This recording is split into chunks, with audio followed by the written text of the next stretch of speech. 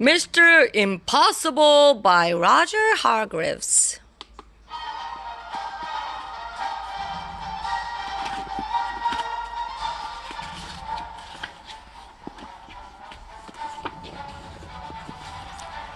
Mr. Impossible could do the most amazing things.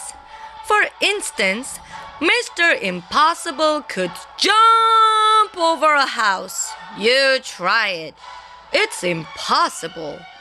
Boing!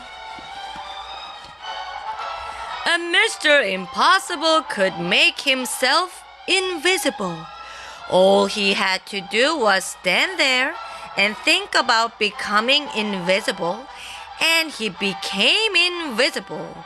You try it. It's impossible. You. And Mr. Impossible could fly. All he had to do was stand there and flap his arms about, and off he flew. You try it. It's impossible. And Mr. Impossible lived in an impossible-looking house. Have you ever seen a house in such an impossible place? Of course not.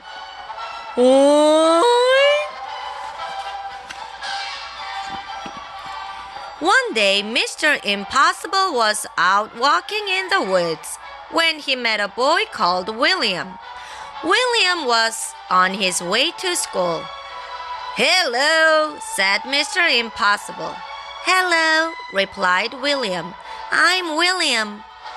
"I'm impossible," said Mr. Impossible. "Really?"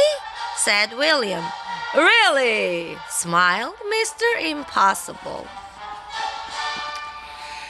"Can you do impossible things?" asked William. "Haven't come across anything I couldn't do," replied Mr. Impossible modestly. William thought. "Can you climb up that tree?" he asked, pointing to the biggest tree in the wood. "I can do better than that," replied Mr. Impossible. "I can walk up that tree." And he did. Dip, dip, dip, dip, dip. Ooh! William thought again. "Can you stand on one hand?" he asked. "I can do better than that," replied Mr. Impossible. "I can stand on no hands." Whang! And he did. "That's impossible!" cried William. "True," replied Mr. Impossible. Then William remembered that he was on his way to school. "Why don't you come with me?" he asked. "But I've never been to a school before," Mr. Impossible said. "Then it's time you did," replied William. "Come on!" William and Mr. Impossible sat at the back of William's classroom with all the other children. The teacher came in, but didn't notice that there was somebody extra in his class that morning. "Good morning, children," said the teacher. "I have a very difficult sum for you to do today. It'll take you the most of the morning to work out the answer." And he wrote the sum on the blackboard. It really was the most difficult sum William had ever seen his whole life, full of multiplications and divisions and additions and other things William didn't enjoy. The teacher was right. It would indeed take most of the morning to work out the answer, if not most of the afternoon as well. Mr. Impossible whispered in William's ear. William put up his hand. "Yes, William," said the teacher. "Is there something about the sum you don't understand?" "Oh, please, sir," said William. Is the answer 23? The teacher was very, absolutely, totally, completely amazed. Huh? How did you work out the sum so quickly? He gasped. It's impossible. Nothing is impossible, said Mr. Impossible from the back of the class and stood up. Well, I never did, exclaimed the teacher. After that, Mr. Impossible spent all day at the school.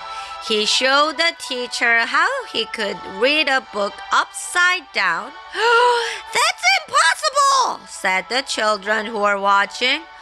Absolutely, replied Mr. Impossible. Then William asked Mr. Impossible if he could like to play in the school football match. Ooh, yes, please, replied Mr. Impossible. I've never played football before. And do you know what he did? He kicked the football so high into the air that when it came down, it had snow on it. What an impossible thing to do! Then it was time to go home. Mr. Impossible said goodbye to all the people at the school and then said goodbye to William. Goodbye, Mr. Impossible, said William. Goodbye, William, said Mr. Impossible, and just disappeared. William rubbed his eyes and went home. William's mother and father were waiting for him. Hello, William, they said. Did you have a good day at school? Yes, replied William. And I met somebody who can do anything in the world. Oh, really, William? Ha, ha, ha, ha. They both laughed. You're impossible. William smiled and went inside. And 100 miles away, a small figure was listening to what William's mother and father were saying. And he grinned an impossible grin, and then he went to sleep, standing on his head. And we all know that's impossible. The end.